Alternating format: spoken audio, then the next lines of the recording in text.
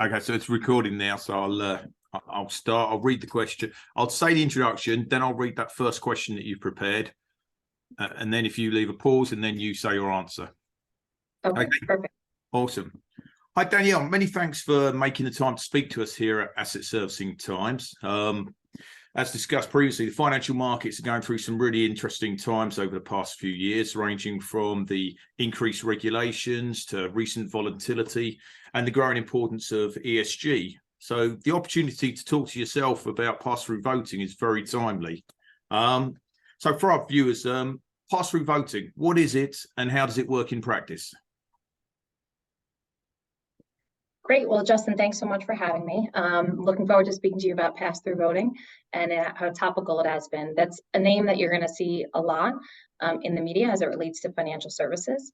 And really, pass-through voting is an umbrella term that we use to describe investors giving input to asset managers and mutual funds, right? So you've got things like passively managed mutual funds, you have pooled investment vehicles, and those are usually made up of a bundle of other investments. And when it's equity investments, the asset manager today is voting for those equities that make up that pooled investment vehicle. The idea of pass-through voting is that asset manager reaching out to their underlying investors, whether they're retail or institutional. And by retail, I mean an individual investor like you and I going to a broker and purchasing that fund. And asking how would they want them to vote on those equities. So it could be a binding vote where they're asking specifically on the particular meeting, or it could be sentiment to understand on the topics that you often see on proxy materials.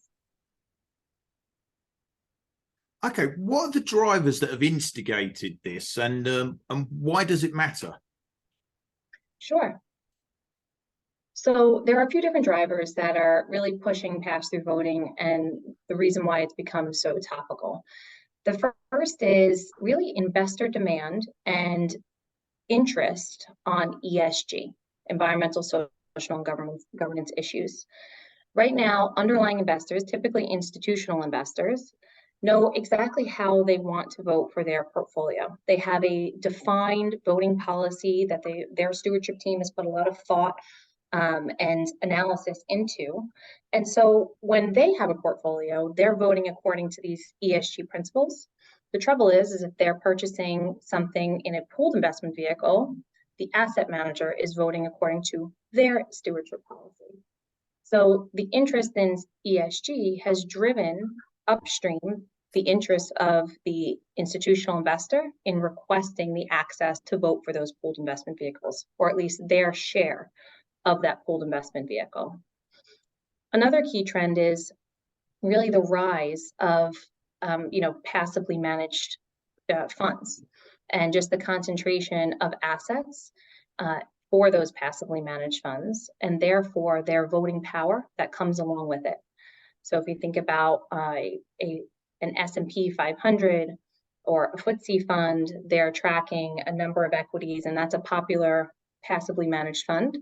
And therefore, they've got greater than a certain percentage of stake in any particular equity that make up those index funds. Okay, so what are some of the questions that you're hearing from your clients with regards to implementing pass-through voting?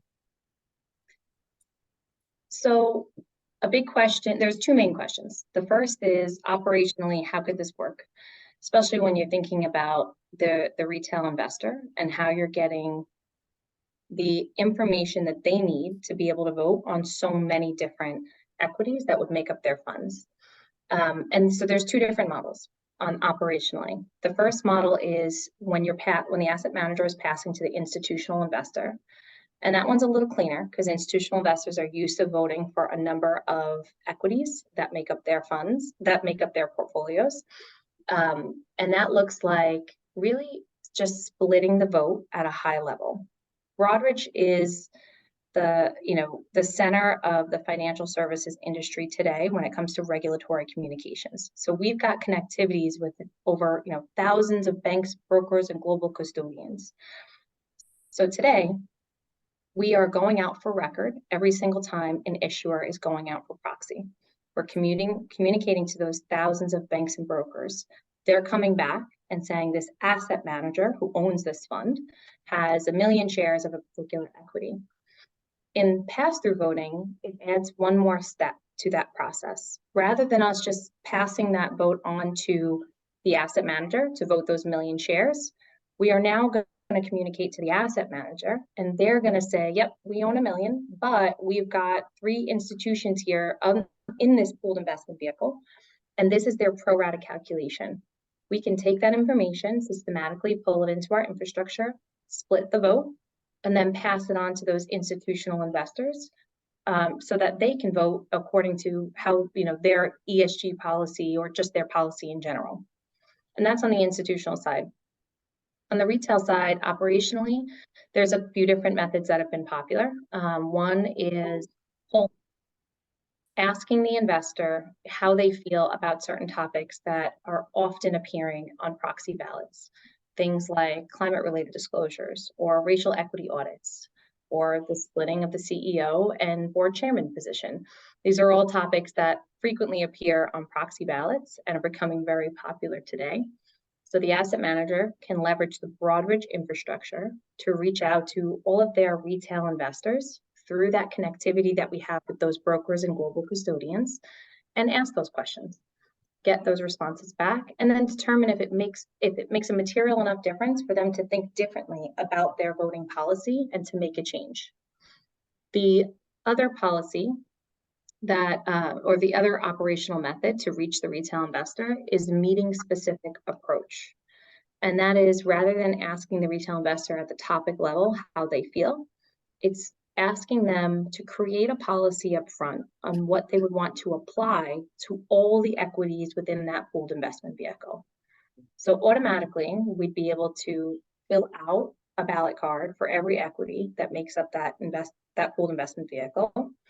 And then after that, give the investor the ability to customize the experience and create alerts so that they're being alerted for maybe the specific equities that they know they want to dive deeper into, because maybe there's a lot of shareholder proposals that appear on those ballots. Or they can create an alert to say, there are certain topics that are really important to me. And I want to make sure that when they appear on a ballot, I want to dive in, take a look at that proxy material, take a look at the individual questions that appear on the agenda, and then adjust my decision. So these are the different operational methods that we are talking to the asset manager community about. And then the second question, or the biggest challenge asset managers are struggling with is the legal and regulatory components. And that is really, from a regulatory perspective, there's nothing stopping an asset manager from understanding what their underlying investors want them to do when it comes to voting. There are things that need to happen from a disclosure perspective that they need to obviously take internally to their own legal counsel and consider what of my disclosures may need to be updated as a result of facilitating the pass-through voting, one of the pass-through voting models. Okay. What part does Broadrdge play in pass-through voting? So Broadrdge sits at the hub of the financial services industry when it comes to regulatory documents and distribution.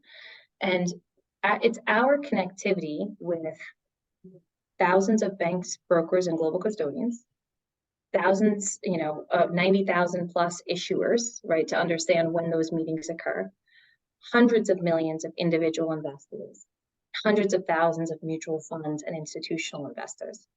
And by us being in that center of the financial services industry, we can facilitate these communications more seamlessly and be able to reach those individual investors that own that mutual fund. It's also been a driving factor as to why Broadrdge is, getting a lot of inquiries from the asset manager community. Our clients know when it comes to something like this, when it comes to the proxy space, you come to Broadrdge and ask the question, what are you doing in this space? And that's been driving how we think about pass-through voting and how we build those solutions based on how the asset management community is telling us what they're looking for and how they're thinking about pass-through voting themselves. Okay. Can you share any user case examples of where pass-through voting implementations are up and running? Yes, as a matter of fact, we are live with 2 funds or 2 asset managers today. The first is a company called One Fund. They have an equally weighted S&P 500 index fund made up of retail investors. And that solution has been live for 6 months in the market. And then back in October, we went live with Charles Schwab, who is reaching out to the individual investors of 3 of their mutual fund and ETF CUSIPs, asking them how they feel about certain key topics that fit, would be found on a proxy statement. And then lastly, we took part in the BlackRock voting choice model, a portion of that, and happy to partner with them on the component, helping the institutional investor being able to vote their pro rata shares separately. Excellent. And one final question, Danielle, is how do you see pass-through voting evolving or changing and moving forward in the future? So we see a lot of interest today in the US on the individual investor pass-through voting. Within the last couple of months, that seems to have carried over, and internationally, we're getting a ton of interest on retail pass-through voting. And I see the trend just starting to pick up more and more. And from a product perspective, where we started was understanding high-level topics, where each of those asset managers seem to want to go, at least that's what they're telling us, is to get down to the meeting specific level, not just understand an investor at the topic, but to ensure that they're giving the investor that ability to get to that meeting and submit the vote. And ultimately, many of those asset managers want that vote to be binding. So in other words, it goes right from the retail investors' hands into the tabulators or the global custodian network's hands to be tabulated.